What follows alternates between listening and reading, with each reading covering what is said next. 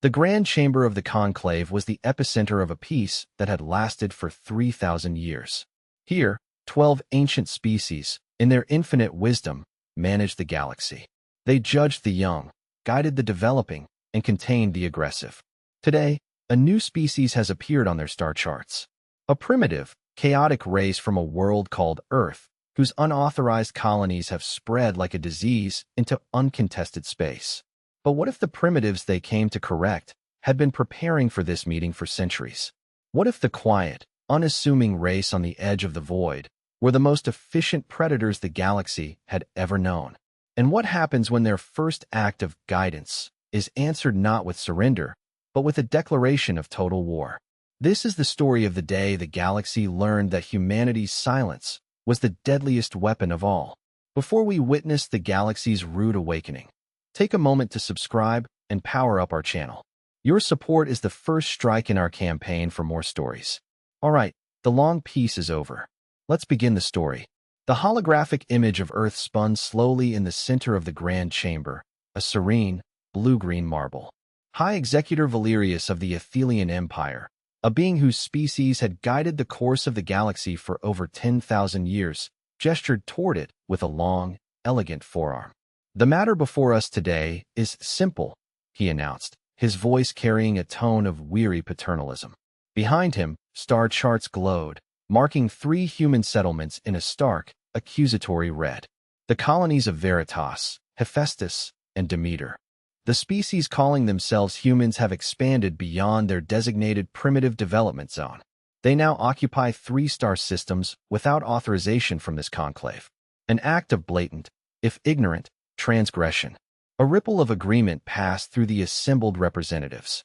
The Chiton delegate, Grand Admiral Cthar, a hulking insectoid whose species formed the bulk of the conclave's enforcement fleets, rustled her chitinous wings. The aquatic thalassans bubbled their approval from their water-filled delegation sphere. "These humans," Valerius continued, pulling up grainy images of the colony on Veritas, "are clearly a primitive species. Look, they still engage in warfare among themselves. Their technologies are crude, based on inefficient fission and chemical reactions. They have no understanding of galactic law, no concept of civilized coexistence." The images showed sprawling cities, massive industrial complexes, and fortifications. They build defenses, even on their peaceful agricultural worlds, Valerius said, his voice laced with disdain. They prepare for conflict where none exists. This is the behavior of a species that cannot be trusted with expansion privileges. A species that must be guided. Admiral Cthar leaned forward, her multifaceted eyes fixed on the display. "My scouts confirm. Their ships, even their cargo haulers, are armed far beyond what any peaceful species requires. They have weaponized every aspect of their expansion. It is their nature." "Precisely my point," Valerius replied. "A species that militarizes everything it touches has no place among the enlightened worlds of the conclave. We have maintained peace in this galaxy for 3,000 years by ensuring that aggressive, underdeveloped species remain contained. Humanity will be no exception." In the smallest, most remote section of the chamber, a section barely large enough for 5 beings, Ambassador Kenji Tanaka sat in silence. He had been invited to observe, not to participate. A clear message about humanity's perceived importance. His simple, dark blue uniform was a stark contrast to the flowing, energy-laced robes and gleaming exoskeletons of the elder races. He watched.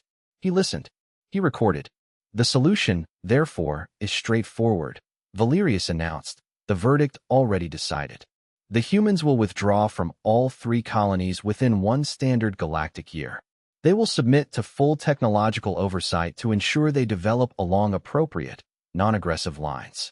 They will accept conclave guidance in all matters of future expansion and diplomacy."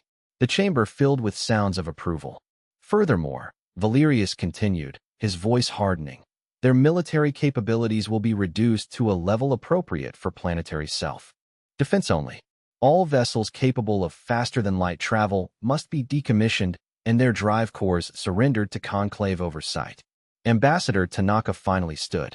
The chamber fell silent, more out of a patronizing curiosity than respect. "High Executor Valerius, Honored members of the conclave, he began, his voice steady and calm. I thank you for presenting your terms so clearly. However, as a mere observer, I am not authorized to accept or reject such significant demands on behalf of my government. Valerius's forearms spread in a gesture of profound impatience. This is not a negotiation, human. This is a notification of your species' new reality. Your species lacks the standing, the history, and the wisdom to negotiate with this conclave. I understand your position, Tanaka replied, his face unreadable. Nevertheless, procedure requires that I present these terms to my government and receive instructions. We will require time to consider the implications. A sound like grinding metal, the Signan delegate's form of laughter, echoed through the chamber. How much time does a primitive species require to understand the concept of compliance? 30 standard days should be sufficient, Tanaka said. The chamber erupted in a cacophony of disbelief and irritation. 30 days was an eternity in galactic diplomacy. Most species responded to conclave directives within hours. 15 days, Valerius declared, his voice sharp. And that is a gesture of generosity beyond all precedent. 30 days, Tanaka repeated, his voice still perfectly calm, but with an underlying firmness that was new. My government must convene, debate, and formulate a considered response. We are a species that values consensus. It is a slow process. Valerius's blue skin shifted to a deeper shade of purple, a clear sign of rising anger. He conferred silently with the other delegates for a moment. Very well, he finally conceded. 30 days. But understand this, human. The conclave's patience is not infinite. If your species attempts to use this time for military preparations, for foolish acts of defiance, the consequences will be severe and immediate. I will convey your message accurately, Tanaka said, making notes on a simple, solid-state electronic tablet that looked laughably primitive compared to the advanced holographic and psionic devices used by the other species.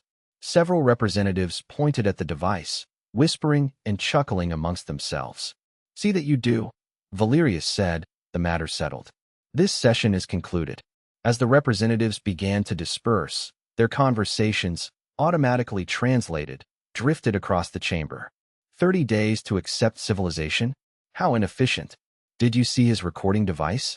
That tablet looks like something our hatchlings use for educational games. I almost feel sorry for them. They have no idea how generous the conclave is being. As Tanaka walked toward the exit, Valerius called out one final, patronizing comment. Ambassador Tanaka, I hope your government understands that this offer of guidance is a gift rarely extended to such a young and troubled species. Tanaka paused and turned back, offering a slight, almost imperceptible bow. High Executor, he said, his voice carrying a new, chilling weight. I will make sure they understand exactly how patient you have been. He left the chamber. The great doors hissed shut behind him. None of the ancient, powerful beings within noticed that the primitive tablet Tanaka carried was not a simple recorder. It was a military-grade, quantum-entangled comms device, and it had just transmitted a complete, unedited record of the entire session, including the delegates' private, mocking conversations, to a command bunker buried 3 kilometers beneath the Pacific Ocean. The 30-day countdown had begun. 27 days had passed. Grand Admiral Kthar of the Chiton Swarm stood on the bridge of her flagship, the Swarm Lord. Around her, 50 of the most advanced warships in the galaxy hung in a perfect, menacing formation at the very edge of the Sol system. The Conclave Enforcement Fleet, a hammer poised to strike. And Kthar was growing frustrated. Still no response from the human homeworld? She demanded, her primary claws clicking impatiently on the command rail. Nothing, Grand Admiral, replied her communications officer. They acknowledged our arrival 3 STA. Dard days ago with a simple, automated message confirming they had received our presence notification. Since then, absolute radio silence. Kthar's serrated tail lashed behind her, a sign of deep irritation. This was not how it was supposed to go. She had pacified dozens of upstart species in her long career. The pattern was always the same. The fleet arrives. The primitives panic. Frantic messages of surrender and pleading fill the comms channels. But the humans were acting like her fleet, the single most powerful military force in the entire sector, did not exist. Report on their colonies, she snapped. That is the strangest part, Admiral. The censor officer reported. Veritas, Hephaestus, Demeter, all operating normally. Mining operations continue. Agricultural work proceeds. Their cities show no signs of evacuation or panic. It is as if they are completely unaware that we are here. This made no sense. It was illogical. Her fleet was not cloaked. Their power signatures should have been terrifyingly obvious to even the most primitive sensors. Perhaps they are too stupid to understand the threat, suggested her tactical officer, a Signan whose thoughts were cold, hard equations. Their sensors may simply be incapable of resolving our fleet's power. Thar considered this. It was a comforting thought. Commander, the comms officer called out. Incoming priority transmission from High Executor Valerius. The main screen flickered, showing the Athelian ambassador in his luxurious office on Nexus. Admiral Kthar, he began, what is taking so long? The 30 days expire tomorrow. Where is the human surrender? Ambassador, the humans have not responded, Kthar reported, her voice tight with frustration. They continue their normal activities as if we are not here. Valerius's skin shifted to an angry purple. This is an unacceptable delay. This is defiance. Perhaps they need a demonstration of our capabilities. Something to help them focus their primitive minds. What kind of demonstration, High Executor? Nothing major, Valerius said dismissively. Destroy one of their automated facilities. Something remote, with no population. Show them that we are serious. Kthar nodded. A classic, effective tactic. Her staff quickly identified the perfect target. A large, fully automated mining and refining facility on the asteroid 242 Calliope, deep in the system's outer belt. Prepare the Stellar Lance for a precision strike, she ordered. Minimum power. I want to vaporize it cleanly. A surgical strike. The ship's main cannon, a weapon capable of cracking moons, charged for a fraction of a second. A beam of pure, focused gravitational distortion, invisible to the naked eye, lanced across millions of kilometers. It struck the mining facility. For a microsecond, the complex structure seemed to fold in on itself. Then, it simply ceased to exist. Not an explosion, just a silent, clean erasure. Perfect strike, Grand Admiral, the weapons officer reported. Target completely destroyed. Kthar felt a surge of satisfaction. Now the primitives would understand. Now they would beg. Open a channel to the planet Earth, she commanded. Let us hear their surrender. The response that came was not what she expected. It was not a frantic plea for mercy. It was not a defiant threat. It was a single, calm, audio-only transmission, delivered in perfect, formal conclave standard. A male voice, polite and completely devoid of emotion, spoke a single sentence. Thank you for clarifying your intentions. That was all. The message ended. What does that mean? Her tactical officer asked, the logic of the situation failing him. Kthar stared at the communication display. In her 200 years of military service, she had never, ever received such a response to a demonstration of overwhelming force. Species surrendered, or they fought back foolishly. They did not thank you for destroying their property. Run a full linguistic analysis. Kthar roared. I want to know exactly what they meant. The results came back in minutes. The translation was perfect. There was no error.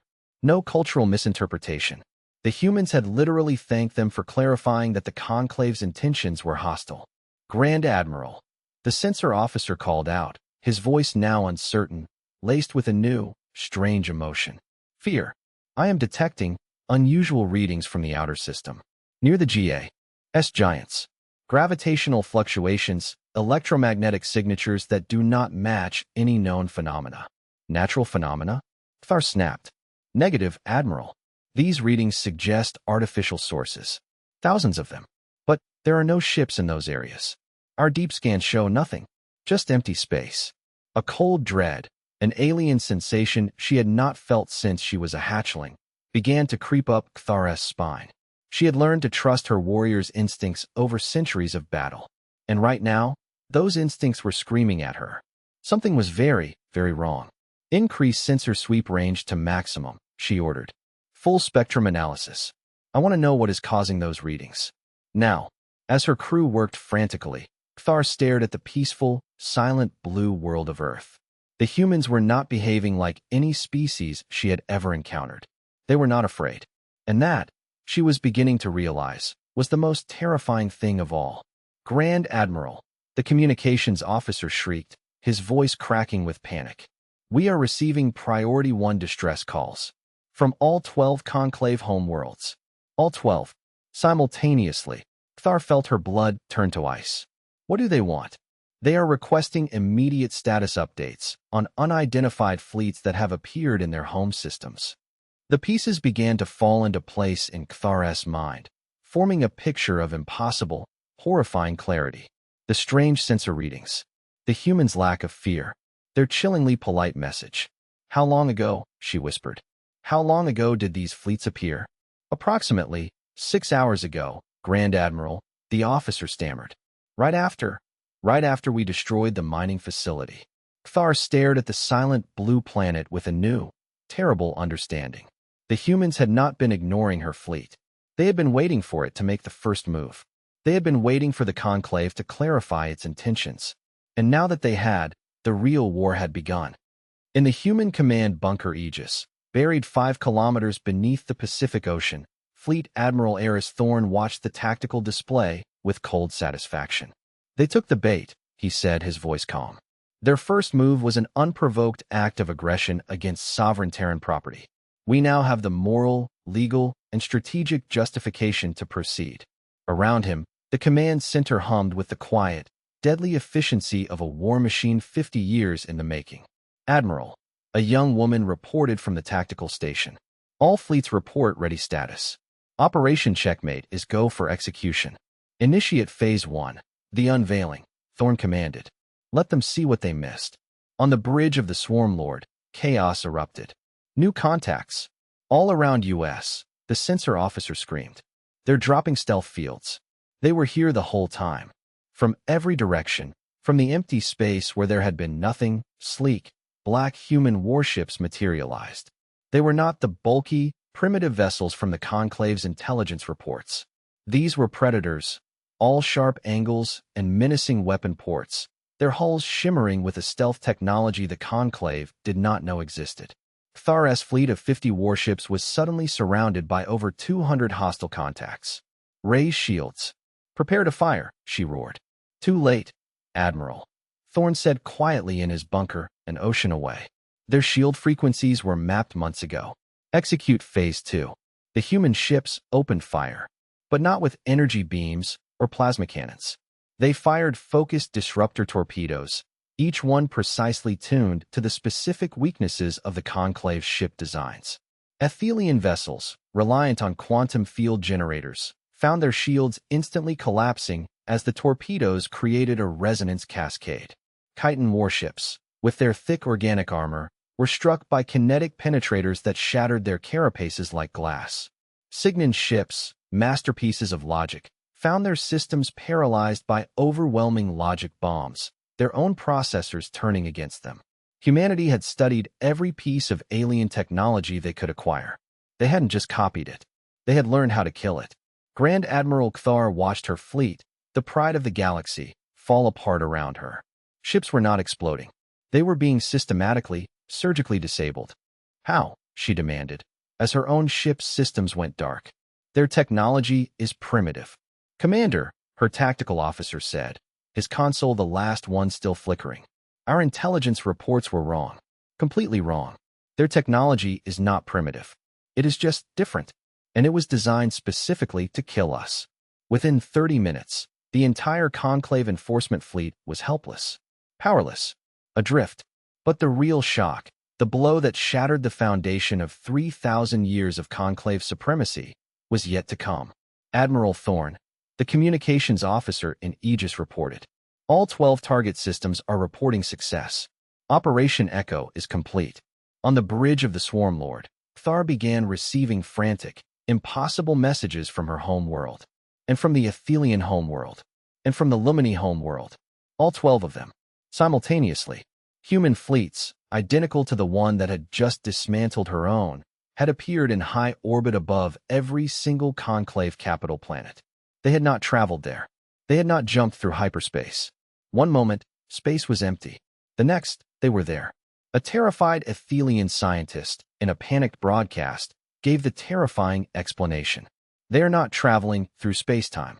They are exchanging points within it. They are using principles of quantum entanglement we thought were purely theoretical. They can be anywhere, everywhere, at once. The human fleets at the home worlds did not attack. They just waited. A silent, terrifying show of absolute strategic superiority. The message was clear. We could have destroyed you all before you even knew we existed. Admiral Thorne opened a channel to Kthar's crippled flagship. His face appeared on her last functioning view screen. Grand Admiral Kthar, he began, his voice cold and devoid of passion. You judged my species as primitive because we still wage war. You were mistaken. We are not primitive despite our history of war. We are masters of it because of that history. While you grew complacent in 3 millennia of peace, we never stopped learning, adapting, and perfecting the art of conflict. He paused. This engagement is over. You and your crews will be allowed to return to your home worlds. You are not prisoners. You are messengers. You will go back, and you will tell your leaders what you have seen here today. You will explain to them the new reality. The emergency session of the conclave was not a meeting. It was a funeral. The representatives of the 12 great powers sat in stunned, terrified silence. They could have killed us all, High Executor Valerius whispered, his voice trembling. They spared Kthar's fleet. They have not attacked our worlds. What? The ancient Void Walker Admiral, who had remained silent through the initial debate, finally spoke. His voice was like the grinding of tectonic plates. Because dead enemies cannot serve as an example to others, he rumbled. This was not a battle. It was a lesson. They wanted us alive to tell the rest of the galaxy what happens when you threaten humanity. The chamber buzzed with fearful speculation. What were their demands? What tribute would they exact? The answer came when Admiral Thorne himself, using his impossible transit technology, simply appeared on the central podium of the council chamber. He had not asked for permission. He was just there. The representatives stared in abject terror. Thorne looked out at the powerful beings who had, just days ago, laughed at his people. The ultimatum you offered my species is rejected, he said, his voice quiet but filling the vast chamber. Here are the new terms of coexistence. He did not demand territory. He did not demand tribute. He did not demand submission. Humanity will respect the sovereignty of conclave worlds, he stated. We will not interfere in your affairs. We will not attack your territories. In return, you will extend the same courtesy to us. The colonies of Veritas, Hephaestus, and Demeter remain under human control. Humanity will expand as it sees fit. We will develop our technology as we see fit. Your authority over our species is now and forever void. You cannot simply ignore galactic law. Valerius protested weakly. Thorne's smile was the most terrifying thing they had ever seen. Your law was the will of the strong imposed upon the weak, he said. We have just demonstrated that we are now the strong, and our will is that all species who do not threaten us be left alone, to be strong or weak as they choose. Any who disagree are welcome to challenge that will. He looked around the room. The galaxy is changing. You can adapt, or you can be swept aside by it. Humanity prefers adaptation. He vanished as silently as he had appeared. In his place, a simple data slate clattered to the floor of the podium. The representatives sat in stunned silence. The meeting that should have been humanity's submission had become the conclave's surrender. The age of their supremacy was over. Valerius, his hands shaking, slowly approached the podium and picked up the slate. It contained a single, simple message. We will be watching.